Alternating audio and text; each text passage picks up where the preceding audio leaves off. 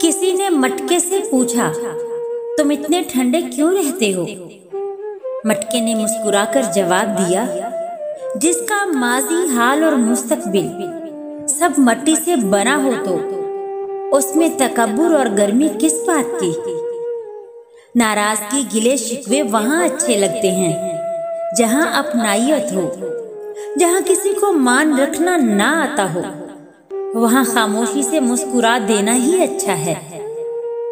इंसान दुनिया में किसी काम से इतना नहीं थकता जितना रवैयों और एहसास की शिद्दत से थक जाता है। वसीले अल्लाह बनाता है, कोई इंसान किसी के लिए वसीला नहीं होता।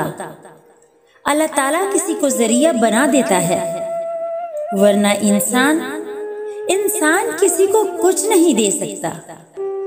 रोटी कपड़ा तो ऊपर वाला देता है।